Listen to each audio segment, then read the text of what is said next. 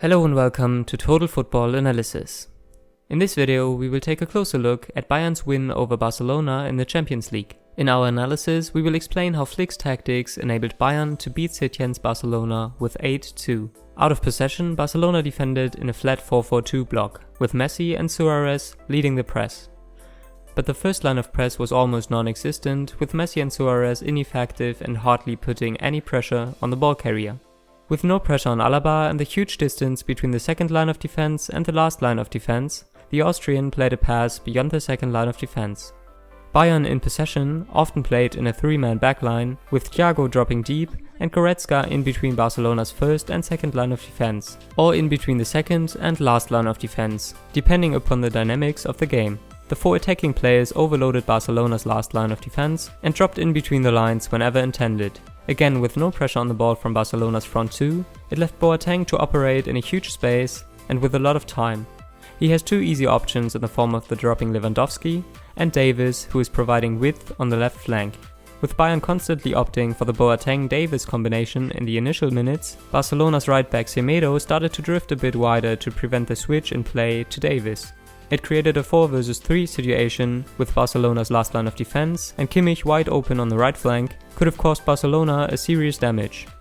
Thiago opted for the Kimmich route, and the right back's cross even found Müller in the penalty box, but Bayern failed to cross from this play. Bayern did not have to work hard to build up. Barcelona's flat 4-4-2 structure was overwhelmingly flawed. Busquets preferred to move a bit up and follow Thiago, with Vidal pressing Kimmich. It left Barca too poorly staggered in the midfield region, the region which Barca intended to protect. It left Goretzka unmarked, and Müller and Lewandowski created a 2 vs 1 situation on de Jong. With Bayern realizing the space opened for them in the central corridors itself, Flick's team started to build up, focusing the central corridors. Goretzka pushed up and positioned himself in between the lines, which created a 5 vs 4 situation with Barcelona's defenders and 2 vs 1 on Lenglet.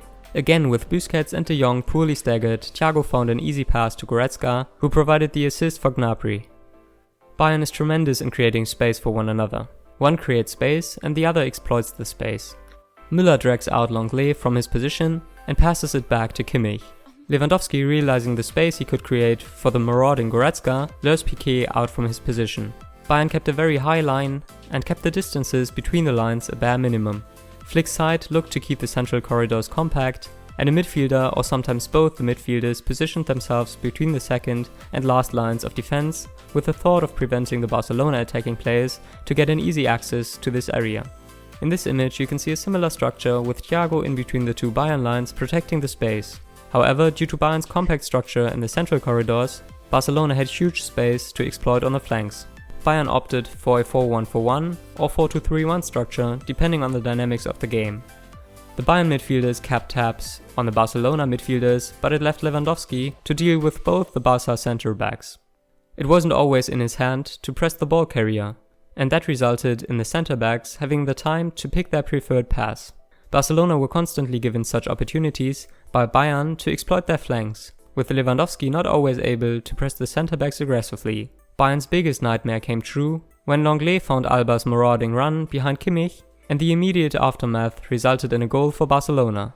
But most of the times Bayern tormented Barcelona with a high press. The Bavarians forced ter Stegen to pass where they wanted him to pass and then kill Barcelona's build-up with several pressing traps. In possession, Barcelona looked to play with a 4-3-3 structure instead of the flat 4-4-2 when building out from the goalkeeper. Lewandowski would mark the pivot, Müller and Goretzka would follow the other Barcelona midfielders, and Thiago would position himself in front of his defenders to prevent any Barcelona players dropping deep and opening up a passing lane. The wingers had a job of covering two players, centre-back and the full-back, in their proximity. The Bayern full-backs would position themselves closer to their last line of defense, but can press the Barcelona full-backs if ter Stegen manages to bypass the pressure, with Davis closer to the right back than Kimmich to the left back. The pressing is triggered when the goalkeeper passes the ball to the centre-back. The German goalkeeper passed the ball to Piqué and set Bayern's pressing trigger. With Gnabry pressing the Spanish defender, he passed it back to ter Stegen. Gnabry continued his run with an outward-inward movement, trying to cover shadow Piqué as well as Semedo to a certain extent. The other players were marked as stated. With no promising options, ter Stegen opted to go long, but the pass was intercepted by Thiago. The press might look like a 4-4-2 diamond, but it was the dynamics of the game that made it look like a diamond. The major idea of Flick was to mark the Barcelona midfielders closely and Thiago to cover the dangerous space in front of his defense. However, Barca did manage to break Bayern's press successfully only once, and to Bayern's dismay, it resulted in Barcelona's second goal. The goal came with a tweak in Barcelona's formation in the second half. With Antoine Griezmann in place of Roberto, Barcelona switched to a 4-2-1-3 when playing out from the goalkeeper. Bayern looked to have switched off for a moment, with the midfielders lost and marking no one in the middle. Lewandowski had both the Barcelona midfielders to take care of, which was impossible. Kimmich moved up but followed Griezmann, which left de Jong unmarked. Even though the wingers did their duty, the midfielders let them down.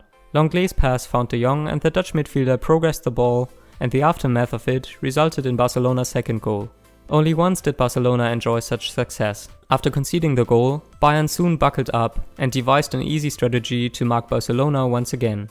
The wingers did their usual duty, but Müller and Lewandowski now had the task of marking the double pivot of Barcelona.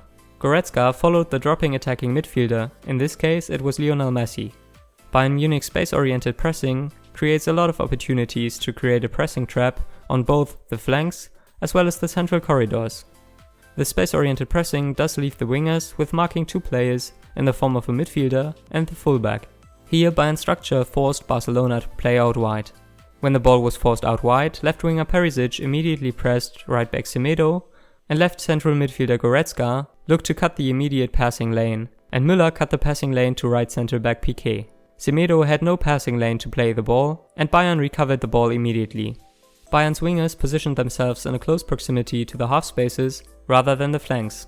It helped them to create a pressing trap in the central corridors as well. Here ter Stegen found a passing lane in the form of de Jong. Once de Jong receives the ball, Goretzka pounces onto him. Lewandowski joins the press to help out his fellow teammate. Right winger Perisic cuts the passing lane to left centre back Lenglet. Thiago cuts the passing lane to Roberto. It results in a Barcelona turnover. Here Müller now had two midfielders to cover, in Busquets and de Jong. He intentionally opened up the passing lane to de Jong and blocked the passing lane to the Spanish midfielder. The German was well aware of Perisic's positioning and recognized the idea of creating a better trap if the ball was played to the Dutch midfielder. Once the ball was played to de Jong, Perisic made an outward to inward movement, blocking the passing lane to Alba. And with Goretzka immediately marking Busquets and the two strikers partially blocking the passing lane to the centre-backs, Bayern's trap was successful. Bayern and Barcelona both overloaded the last line of defense, but the structure of Bayern is such that once the Bavarians lost the ball, they overloaded the Barcelona ball carrier with numbers immediately, whereas when Barcelona lost the ball, even then Bayern overloaded them with numbers. Here, Gnabry lost the ball. Once the German winger lost the ball, Bayern hunted the Barcelona ball carrier in packs. Goretzka and Perisic pounced on Roberto, and the other players cut the passing lanes. All in all, Bayern dominated Barcelona in all phases of the game. Their intense pressing, counter-pressing, and fluid attacking shape enabled them to progress into the semi-finals of the UEFA Champions League. If you liked the video, give it a thumbs up and also check out the other videos on our channel. And if you don't want to miss any of our videos, subscribe to our channel for free.